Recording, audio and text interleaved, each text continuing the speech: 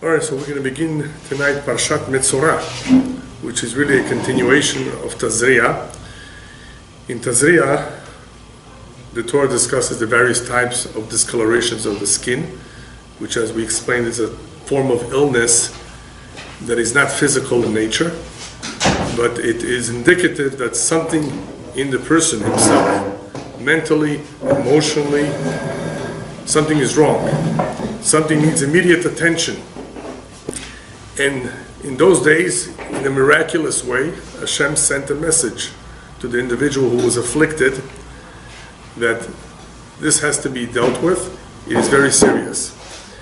In Parashat Metzorah, there's more of an emphasis on the rehabilitation of this individual, how he cures himself, how he recovers from what he had. But there's also a discussion of various types of discoloration on the walls of one's home, as well as in one's clothing.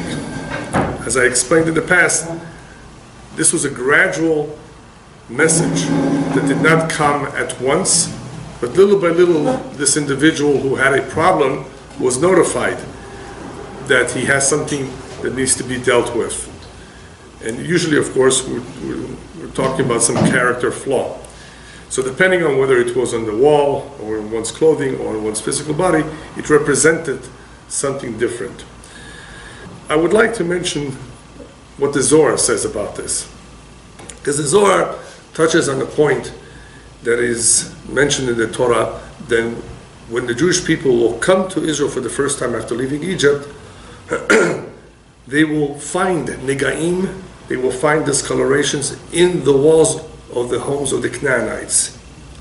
So these are homes that they're going to take over, they're going to inherit the land, and right away they're going to find a discoloration, which means that they have to start undoing what was built. They have to remove the paint, stones, and eventually have to remodel the home. So they're stuck, in a sense, with a lot of work as soon as they come to Israel. But why should there be a discoloration as soon as they arrive? They've done nothing wrong yet. Remember, the discoloration, the tzarat, is an indication of some problem, a spiritual problem, a spiritual illness. And here they're being told, in a sense, the Torah is saying, you will find. Even though the Torah is telling us in the event, you see it. These are the steps that you need to take to remedy the situation. But the language that is used appears to be that it is a promise. You will find for sure. Why? So the Zohar says that this was in order for the Jews to find the hidden treasures that the Canaanites would have stored away, fearing that the Jews will take it all away. So they figured, we will bury it into the walls, cement it, cover it. They will never know of it, and eventually maybe we'll come back and get it. This was the best place for them to hide their treasures. So here the Torah is telling us, you know what? You're going to find some treasures. You're going to find a discoloration, which is going to force you to remove some of those stones, and you will find a treasure. The question is, there's no other way for Hashem to deliver their treasures to us. Of course, this is an act of kindness. Treasure, good. But is that the only way? By breaking those homes? By starting all over again? By having to rebuild them? But what is clear from all of this is the famous saying in various languages, some blessings are in disguise. There are certain things that happen in our life that are in reality blessings in disguise. So here, we're being troubled by having to undo some of those walls, having to take them apart, having to remove rocks, all this hard labor. For what reason? To find the treasure. A very important lesson then. Whenever you encounter a difficult situation in life, just remember, it could very likely be a blessing in disguise. In other words, even though you're going through this hard time, in the end you will see the benefit that you will derive from all that hard work. That's one idea. In order to understand this just a little bit better, I recently heard the story which I think illustrates this very, very well. there was this couple who decided to do teshuvah. In other words, to return to their Jewish roots and to adopt an Orthodox lifestyle, to observe the mitzvot. So what is the first thing they committed to? To light candles for Shabbat. On Friday, a Jewish woman, mother, lights the candles. Beautiful mitzvah, and it's actually easy to do. So she did so. But unfortunately, as a result of the candles, the house almost burned down. The kitchen was completely destroyed. By the way, these things happen. You have to be very careful when you light candles, whether it's for Shabbat or whether it's for Hanukkah, that you are careful where you light them, and that in case it's a candle, it has a place where to fall, where it is safe. But it could be it was too close to the curtains. I'm not sure what happened, but it caused a tremendous amount of damage. They felt bad, not so much because of the fire. The house was insured. They felt bad that as a result of a mitzvah, here they were doing something good. It's their first commitment. Out of something good should happen, that's something so bad, something so damaging to the home. So anyway, the one who was going to do the repair work, the contractor, came to see the kitchen.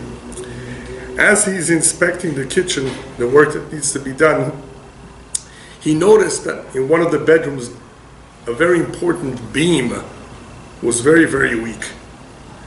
And had they been in that home a little bit longer, that whole roof would have fallen on top of them, God forbid.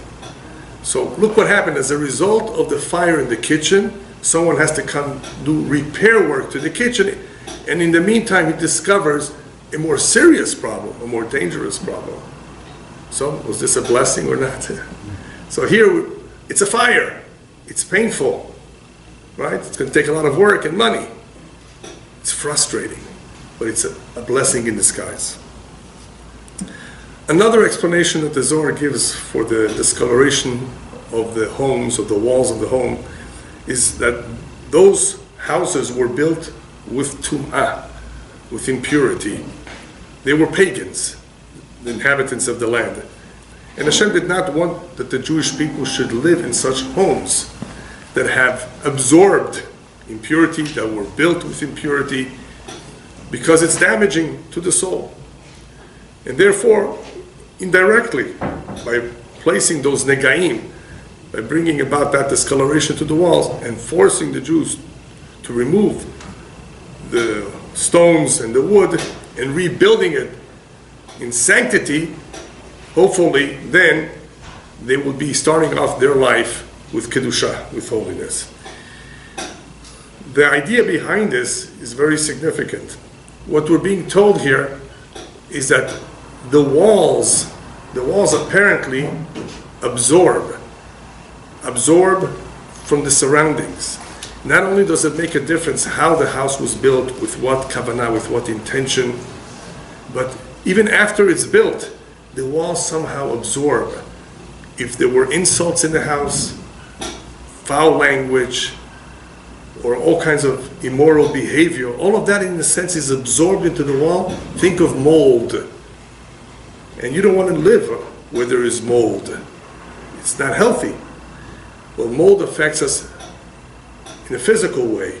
Here, the Zohar is saying it would affect you in a spiritual way, the fact that you are living in a house that has absorbed all that impurity, or that was built in an impure way. And this, of course, is important when you buy a house. So you buy any used furniture, according to the Kabbalah, you want to know who used it before. What kind of a person lived there? It could make a difference. How? Who knows? But it's not so good to be using something from someone that was not a very good person. Let's just say it doesn't bring good luck. But it could be worse than that. So a house, to live there, to sleep there, it makes a difference. It definitely does. The Torah is telling us you want to start your life on the right foot. You want to live in a holy place. And you, of course, want to make sure that what you give to your children are good values. You don't want, therefore, to be surrounded with those toxic elements that exist in the outside of the home. and definitely not to bring it into the home. So therefore Hashem did us a favor by bringing this tzarat, this discoloration of the walls, to force us to remove it, to remodel those homes, and this time to do it with the proper intent. In dealing with tzarat, in dealing with this discoloration, this illness, wouldn't it have been a good idea if somehow the Torah would provide for us a medication that would immunize us from tzarat? Instead of dealing with the problem and then trying to find a cure, think of the flu shot, which many of you have heard about or have gotten one. A flu shot, they're trying to immunize us, right, from a potential flu. Well, that's very nice. Whether it works or not is a different story. But at least we know that they're trying. Wouldn't it be a good idea if the Torah somehow provided us with something that would make us immune from tzarat to begin with? Instead of having tzarat and then looking for a cure and going about doing what the Torah prescribes, what about giving us something that we should never have to come onto, something like that? We're talking about a spiritual illness now. But it's not so simple. Such a let's call it a tzarat shot instead of a flu shot, does not really exist. Anyway, the reason why this is not so simple is because there's a big difference between tumah and kedusha. The rabbis tell us that for impurity to affect one, it could happen very easy, just by negiah. If someone touches something tameh, something impure, he can become impure. Very easy. To become a holy man requires a lot of work. One needs to swallow the kedusha. One needs to absorb that holiness in order for him to be transformed and to be elevated. So there's a big difference. It's much easier to do the wrong thing than to do the right thing. To do the wrong thing or to become unclean in this case is very easy. It can happen very easily to someone. So to immunize him completely, it's very difficult. As you've seen probably in the many buildings now, they have all those soaps, liquid soaps to wash your hands, to clean your hands all over the place, because we know that it's important for our hands to be clean. You touch money, you touched all kinds of things. You don't know who touched it before you. People have all kinds of illnesses. You don't want to be affected by it, but why should you? Because you touched it. That contact is enough sometimes to bring about a physical illness. Similarly, that contact can easily bring upon one a tum'ah, an impurity that exists out there, all kinds of impurities. So therefore, it's not something so simple, especially when we're dealing with a very serious form of tum'ah. There are various grades, various levels of impurity. There's one that, for example, it's enough for one to go to the mikveh, to the ritual bath, and by the time the day is over, he's okay. He's clean. Great. There are tum'ah that you have to wait for 7 days. You can go to the mikveh 10 times, it won't help you. A woman, for example, during her impure state, once a month or so, whenever that happens, there's a certain amount of time that she needs to wait. You can't rush it. It's just a certain amount of time that the tum'ah remains there, and it requires time plus ritual bath. The combination of two, but you cannot do the ritual bath until that time is over. So doesn't that remind you of antibiotics, where the doctor tells you, for 10 days, you got to take this antibiotics and finish it. Depending on, of course, what it is, you may have to finish what he prescribed, and you can't skip a day, you just can't skip a pill. Why?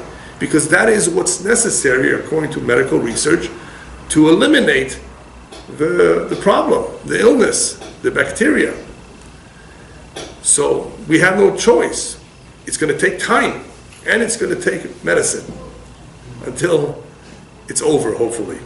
So in the same way, when it comes to a spiritual illness, when it comes to tum'ah, especially the heavy-duty tum'ah, some of them can take a while and may require a certain amount of effort to eliminate it.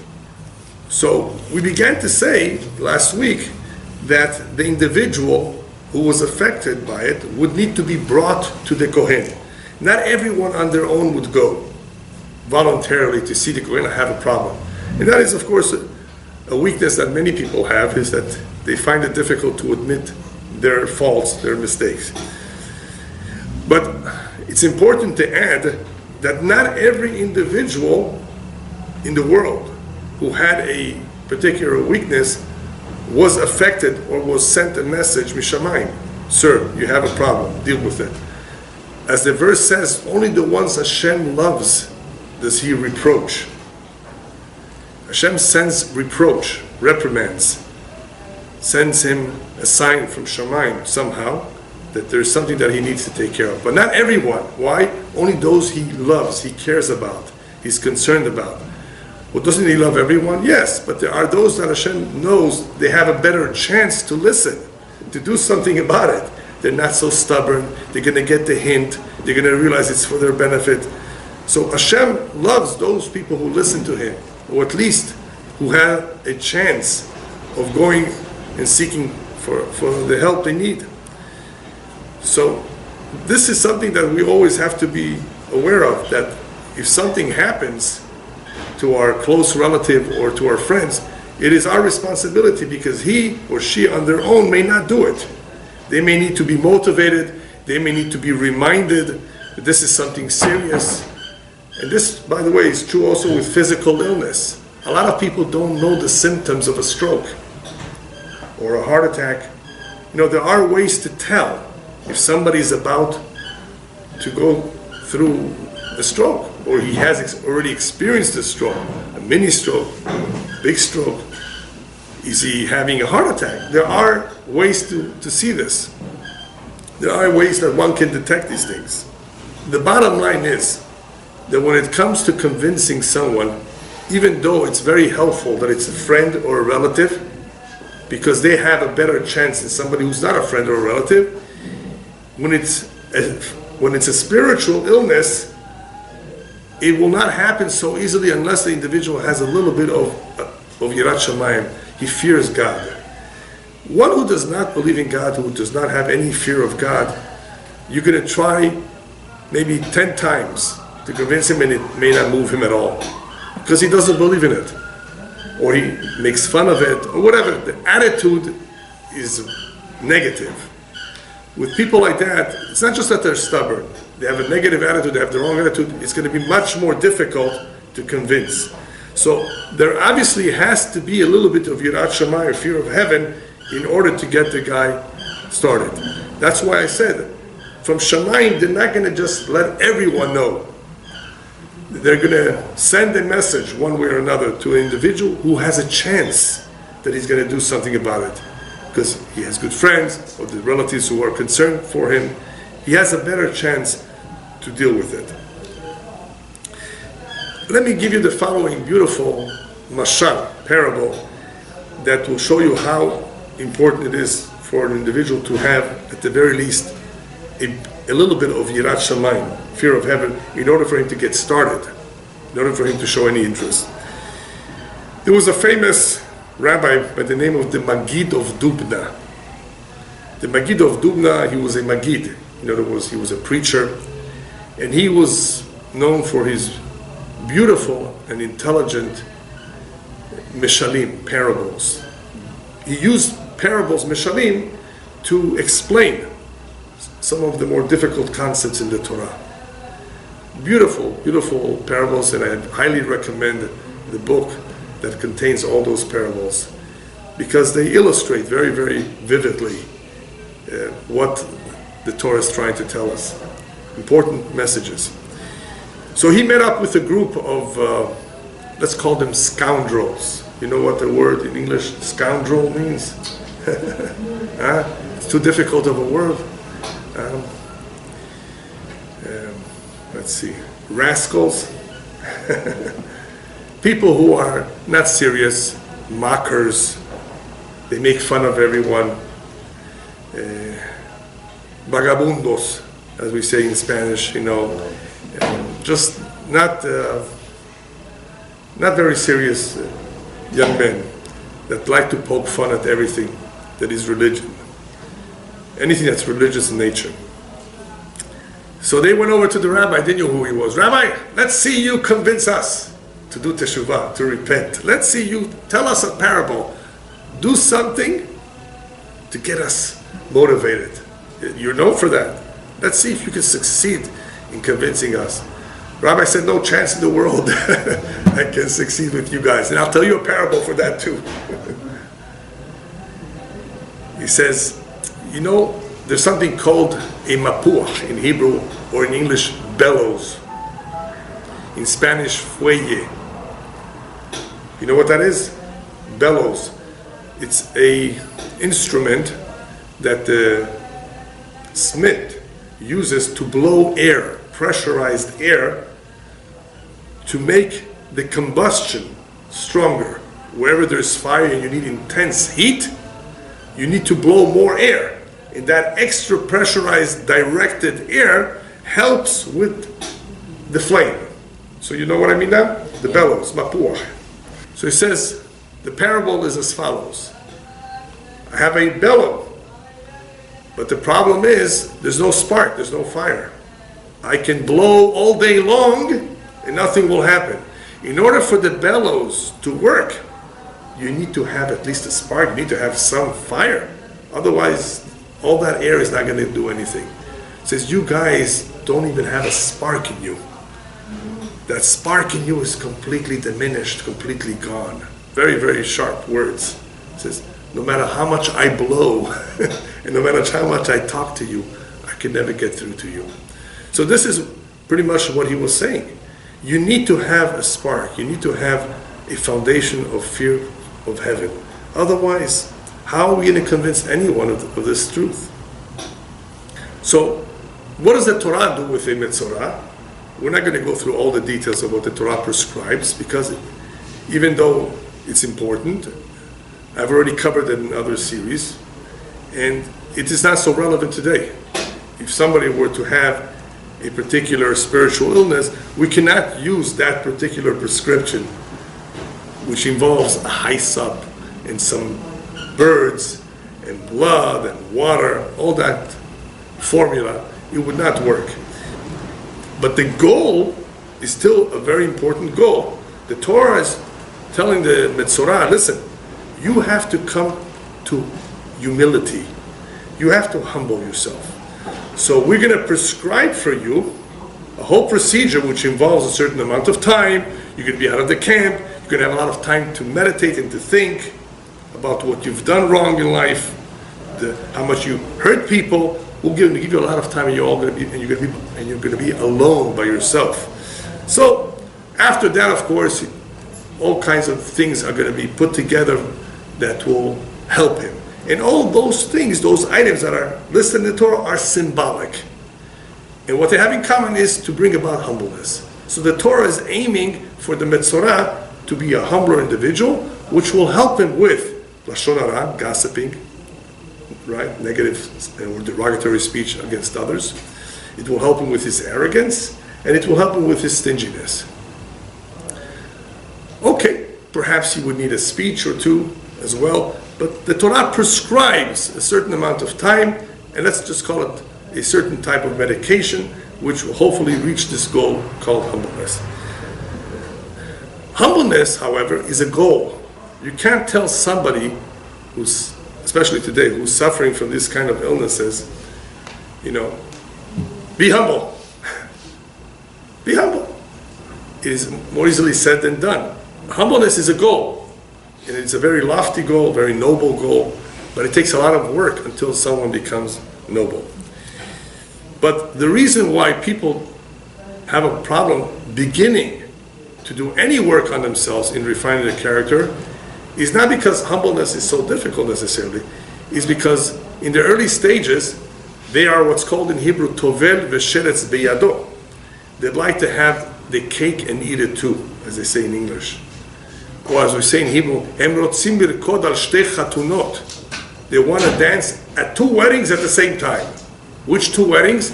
The wedding of Tum'ah and the wedding of Kedusha. They want to do the right things, they want to pray, they want to observe the mitzvot, but they also want to enjoy life in a forbidden way.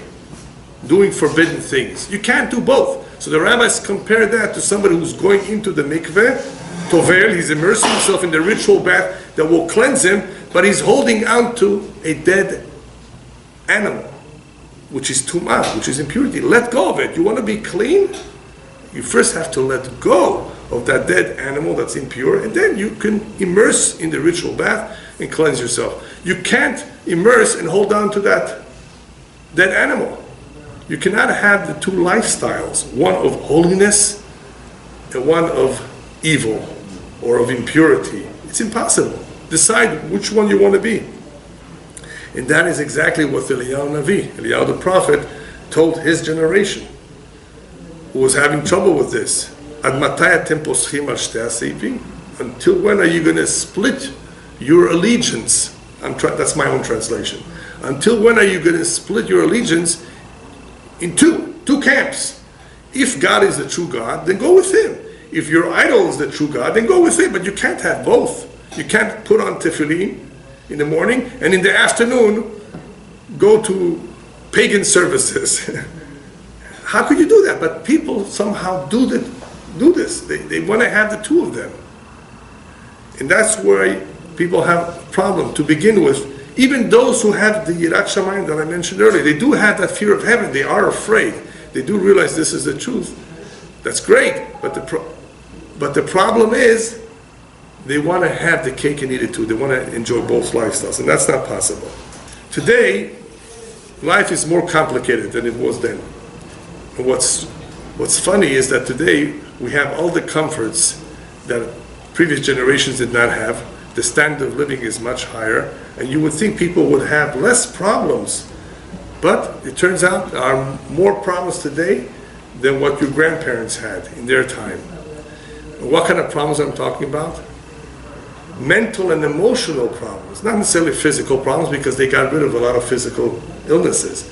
Mental and emotional problems. People today are really, really struggling with mental and emotional problems a lot more than in the olden days. And when you're dealing with treatment, psychiatric, psychological, or whatever, the treatment for one individual will not be the same as for another individual, depending on what the problem is. There are all kinds of issues, so many broken homes, so many struggles that people have today that people in the past did not have. Something's going on today. But where does it all begin from? Where do all these troubles begin? We said last week, it all begins with the wrong histaklut, the wrong outlook, the wrong values. When people see life in a certain way, in the wrong way, that's where it all begins. Who told you to see life in this way? Quick example. A lot of people are stressed out and pressured when they have to marry off a child because, I got to spend $50,000 because my neighbor did, my friend did, my coworker did. All these flowers are going to go to the garbage the following day. All that food that's left over is going to go to the garbage. You're feeding these people for just a couple hours. And because of that, you're going into debt. And you can't even afford it. But there's this peer pressure of either outdoing someone else or at least the same. Well, why? What for? Isn't it more important to stay married than to get married? Why don't people invest much more in staying married than in just getting married? That getting married ceremony is only for a few hours. People are going to forget about it. They're going to forget what they had on the menu. Why spend so much on it? So you're dealing with the wrong priorities, which is a topic that I already discussed. So all this begins with istaklut lo nechona, when people have the wrong perspective. Their outlook is not right. How do they see life? Okay, so how do they see life? Let's take young people. A lot of young people, and even adults, but let's begin with young people. The reason why they see life the way they do, we're talking about Jewish people right now, who are supposed to be directed by the Torah. And had they been directed properly by the Torah, they would have less confusion in their life. All right. So what happens in the big world is that many, many Jews, and non-Jews of course, are ignorant. They're simply ignorant of another way of living their life. another way of doing things. Borut. And that's the greatest enemy of the Jew, at least, is being ignorant of what life represents, what the purpose of all of this is for. So this ignorance of theirs is causing them to focus in the wrong way. Now, how do I know that they've been focusing the wrong way? Not so much because they haven't been observing mitzvot, but very simple. As soon as they went to Israel for the first time, either on a pilot trip, just to get to see the country, and especially so if it's a young man or young woman if they went to a yeshiva or to a Bet Yaakov, the vast majority of them, their lives changed, mikatze lekatze, from one end to another. Their lives changed completely. After spending there a few weeks, months, and especially a year, their lives changed. There have been young men who've been seen at the Kotel for the first time, all of a sudden, with tears in their eyes. Where did those tears come from? The guy never was in Israel, doesn't know anything about Jewish history. He's looking at a wall, the Western Wall. So what? Why is he crying? That soul within him is being awakened. Something is awakening him. He's in a holy place. It definitely does something to you. So going to Israel is something very special, unless you're just going to have fun. Then all that in Israel will not impress you. But if you go with an open mind, then you will allow yourself to absorb everything there is. It may take time, of course, to absorb. There's a lot. But open mind. And that's something that not everybody has. So we said before, you need Yirat Shamayim. You need a little bit of a spark of God-fearing, fear of heaven. Here we're dealing with individuals who don't have that yet, but they have something similar. What is that something similar called? Ratzon. They have the willingness to see. They have an open mind. So even though they started off with nothing, blank, ignorant of everything, but they have a will. When there's a will, there's a way. So Hashem says, you open for me a small opening, and I will do the rest for you. But you got to show me that you're open-minded. And that open-mindedness has helped a lot of people, as opposed to those who are stubborn, arrogant, self-confident in their ways. How are you going to get them to change? Just like the ones we spoke about before with the Magid of Duma, the mockers, they ridicule, they make fun, they say this is all Baba Maises, as we say in Yiddish, all fairy tales. Well, it's a waste of your time to try. They've put up a wall that is very, very difficult to penetrate. People don't realize they sometimes put up a wall. Imagine a husband telling his wife, never over my dead body. Have you heard that English expression? He's limiting himself. Depending, of course, what he said and what he meant, but using those harsh words, you're erecting a wall. Unless you have the courage to go against your promises, then it's going to be difficult. So, honey, I made a mistake. I shouldn't have said what I said. That takes courage, But the average individual may not want to change his mind so easily, especially if he's gotten used to that lifestyle.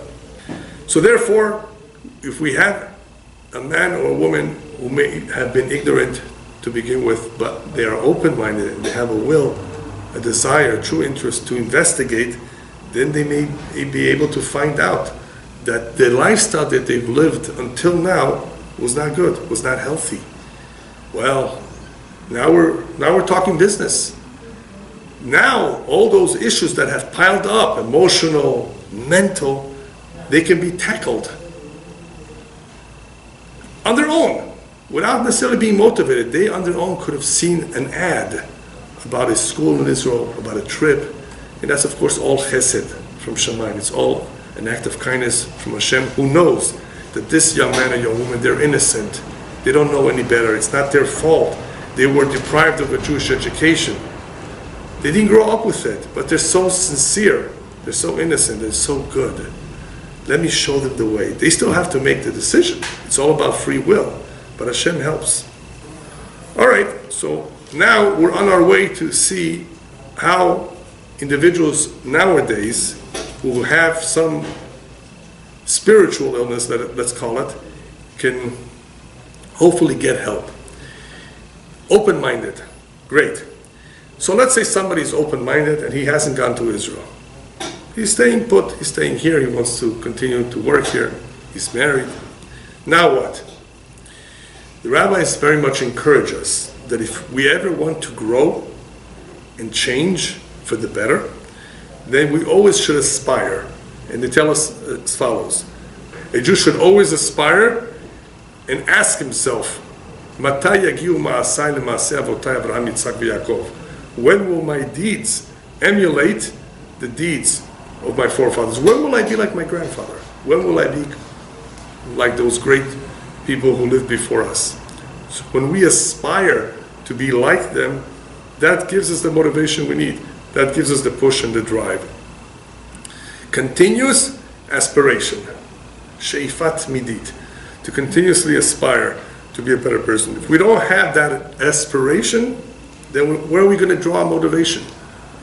The spouse can motivate sometimes, but not every moment. A friend, how often do they see you? Where are we going to get that inspiration and that motivation? We have to really believe in it, and we have to ask ourselves. It has to be our goal. There's a beautiful chapter in Tehillim, a very important statement that's made by David HaMelech in chapter 24, that I very much encourage everyone to look into it and understand well. Briefly, this is what he says. Mi ya'aleh behar Hashem. Who will ascend the mountain of Hashem? That's what David HaMelech says. Mi ya'aleh behar Hashem. What he's trying to say is not everybody does. Who will ascend the mountain of Hashem? But he adds something that most people forget. Let's say you did ascend. You tried hard to get to the top, to the summit, to be a good person. You did teshuvah. Umi yakum bimkom kodsho. And who will remain on that holy place? A lot of people go up, and then they fall down. They can't hold on to it. That's one interpretation to those verses. In other words, don't think that just anybody can go up. And even those that do, they've succeeded. They've done teshuvah. They've made a commitment.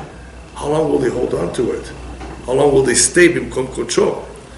So here we have someone who does have the she'ifah, he does have the aspiration, he does work hard, and he does ascend to the mountain. He does accomplish. But not everyone will stay on top for too long. Who will? David HaMelech continues. Neki chapayim uvar levav asher lo nasa lashon nafshi velo nishba lemirma. He mentions 4 things here. You know who has a good chance? One who has clean hands. I'm loosely translating it. Bar levav, a pure heart. Asher lo nasa lashon nafshi, who did not mention my name in vain or swear, using God's name in vain.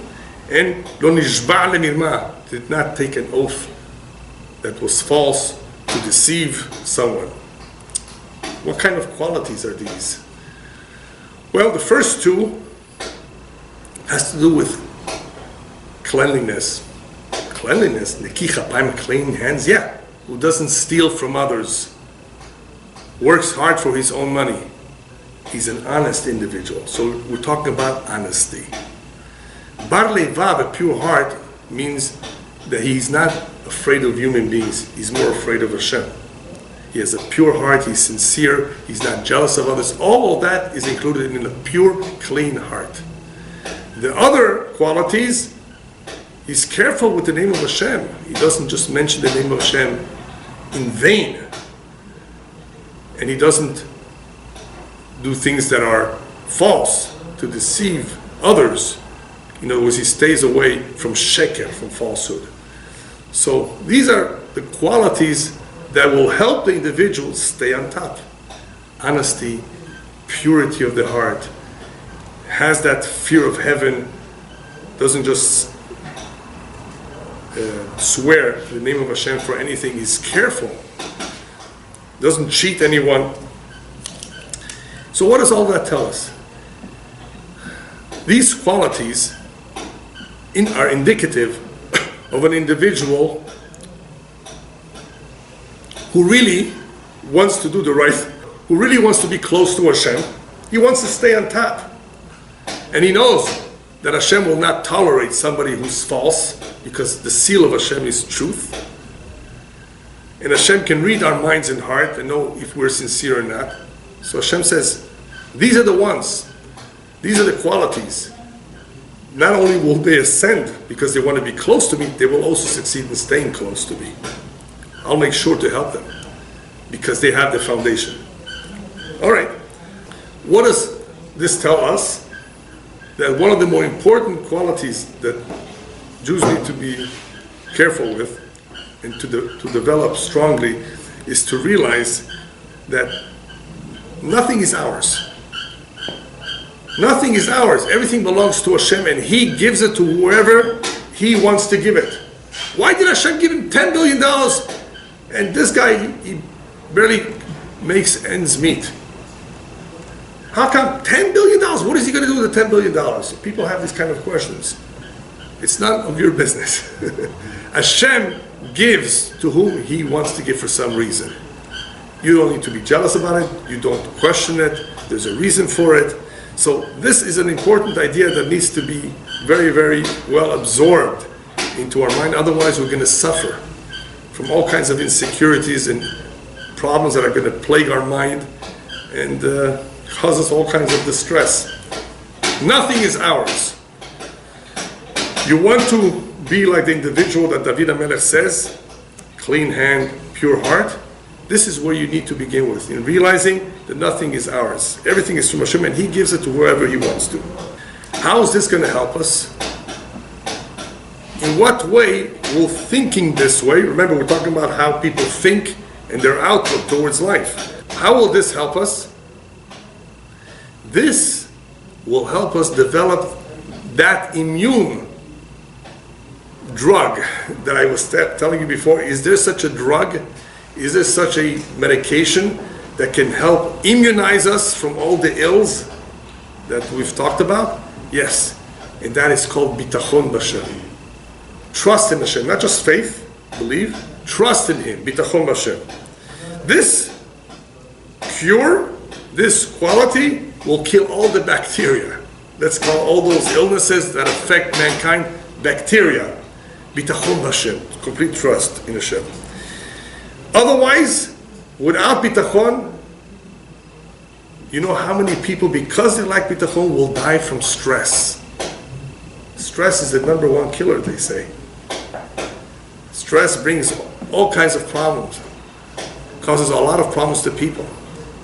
People suffer from high blood pressure because of all kinds of reasons. But stress is one of the culprits, an important factor that is really killing a lot of people. If they would have more bitachon, they wouldn't be so stressed out. What about someone, I'm going to come back to bitachon soon. What about someone who has a particular weakness in character? There's all kinds of weaknesses. Let's just say someone who has a particular weakness.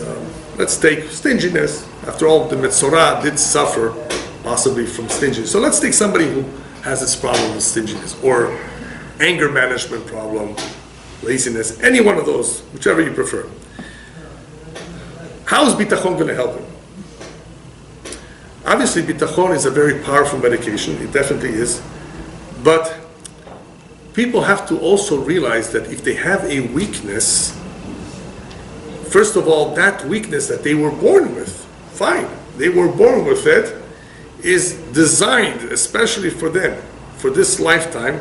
This is what they need to deal with. This is their tikkun. This is how they're going to rectify their soul in this lifetime. I'm assuming here that this individual has come back in a reincarnation. He has lived already his life. And that is why the Kabbalah teaches that if one finds himself being pulled in a particular direction to do a mitzvah, it could be he came into this world to do that one mitzvah. That is why he's drawn to it. He's in love with it. He wants to do it. And if one finds himself struggling with a sin, with a certain weakness, struggling, is having a hard time, much more than the average person, you know, it could very possibly be that's your tikkun. If you succeed in dealing with this, you've accomplished everything you need to accomplish for the most part in this lifetime. So it could just be that this is the area that you have to work on very, very much. And Hashem will help you. So we get signs from Shamayim through netiyot, as they're called in Hebrew, through having inclinations, being inclined or prone to do certain things. Inclined is the right word, where one feels that he needs to struggle in a particular area much more than the average. Why? That could be your tikkun. That's what you need to rectify.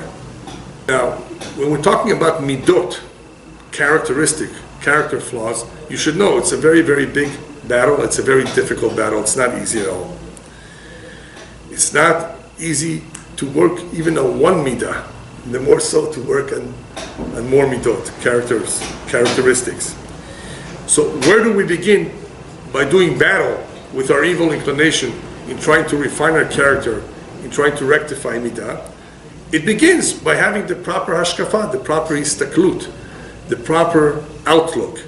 Without that outlook, the job, the battle becomes a lot more difficult. Because remember, we're not only dealing with a lack of motivation, which in itself is a problem. We're not only dealing with an individual who may be very, very rigid. We're dealing with the wrong outlook. That person's outlook has to change completely. What are we going to teach him? So coming back to bitachon, I'm going to give you right now an example of what bitachon does. How true bitachon, if a person achieves that, will change his outlook completely, 360 degrees, and it will help him in many, many ways. We're talking about trust in Hashem. So what does trust mean? That one's parnasa livelihood is from above, not because of our PhD, not because of our efforts. Everything is managed from above. How much you're going to earn to the penny, how hard you will need to work for that, where your profession will be, your job, how long will you have to drive. Everything is part of one's mazal, predestined from above for whatever reason. We rarely have anything to say on this matter. You can take 3 jobs, but if it's not meant to be, you're not going to make a penny more. If you have good mazal, you can work 1 hour a week, and you've made enough for the whole month, because you have good mazal. I'm sure you know people like that. 1 hour, and they sold a 10-carat diamond. And that 10-carat diamond, the profit will last them for 6 months, not just 1 month. Yeah. How long did it take him to sell that 10-carat diamond? 5 minutes. The right buyer came in. It's called mazal. So people have to learn these things and realize that everything is from Shamayim except for Yirat Shamayim. Whether I have fear of heaven or not, whether I observe the mitzvah or not, that's up to me, free will. But parnasa, livelihood, that depends on Hashem. So Hashem decides how much we're going to earn and how we're going to earn it. All right. So let's say somebody has bitachon. He learned this lesson very well. I believe in Hashem. I trust in Hashem. That nobody can take away my parnasa because He provides it for me. But wait a minute, something happened to this guy. He was in a business. He had a hardware store on Pico Boulevard for 25 years. Let's use Pico. 25 years. That means he has a name, a reputation, customers, clientele. He's doing well. All of a sudden, he wakes up one day and he sees somebody opening up a shop right across the street from him, hardware store, same business. How is he going to feel? Terrible, huh? The average person would feel terrible. How dare he take away my business? So people who have no bitachon b'Hashem will be upset, will eat themselves up, will perhaps even curse and yell, and maybe even go to court. Who knows what they're capable of doing because they're so upset. They're ignorant. They have no right outlook about what this means. What does somebody who has bitachon do? This is meant to be. This is what Hashem wants me to have. If I'm supposed to have a certain amount of money, that guy across the street will not take away a penny from him, a penny from me. Whatever's coming to me, he can't touch. Whatever's coming to him, I can't touch. There is room for everyone. Someone who has bitachon b'Hashem will have a healthy outlook of something like this that for many people will be very painful. and they will struggle with it. So, is that all about bitachon? No. This guy has simple bitachon. Who has better bitachon than him? He goes over to the guy across the street, Mazal Tov, B'sha'a Tova, I want to wish you good luck. I'm very happy for you. That takes a lot of guts, no? It takes bitachon more than guts. One who has real bitachon has no problem wishing the guy good luck. Is that all? No, there's one who's even greater than this guy. He goes over across the street. Hi, my name is so-and-so. If you need any help, I have all the contacts. I'm willing to share them with you. Where I buy my goods for the best prices. How many people you know will do this? Very, very rare. It takes one who really, really is bar leivav, that David HaMelech says he has a pure heart. He has no fear of man, only fear of Hashem. I'm not afraid of anyone, I'm afraid only of Hashem. A pure heart, one who's clean, one who has no problems, no issue with this. His bitachon is therefore pure and very, very strong. But you know what this bitachon will do? Why is this bitachon so powerful that I said before, it will destroy all the bad bacteria, that it will immunize us? Because the rabbis tell us, real bitachon leads to simcha. It leads to happiness. One who has real bitachon will be happy. One who's really happy is because he has bitachon in Hashem. So bitachon and simcha go together. Who doesn't want to be happy? In order to really, really be happy, it's not easy. All kinds of things happen to us in life. The more bitachon we have in Hashem, the easier it will be for us to be happy. Just to finish up, one of the problems in this generation, as I've mentioned several times, is that people want to have a quick fix. You've heard of that? A quick fix.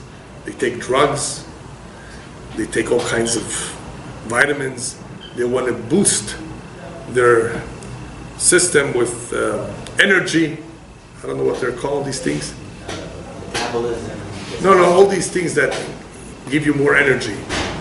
Energy bars. Yeah, that's what it is. Energy bars. Quick fix. All kinds of vitamins and all kinds of things that they promise you that this is loaded with all kinds of vitamins. There's no such a thing as a quick fix. We know that. There's no shortcuts. But that's the reality. That's what people are saying these days. That's what they want. That's what they desire. And that's misleading them, because there is no such thing as a quick fix. You have to work hard. On top of that, we're living in a generation that the rabbis describe that there's no shame. There's tremendous amount of chutzpah, lack of respect for the elders, for the previous generation. There's no truth. People are not interested in the truth. Everything is fake, including people are fake.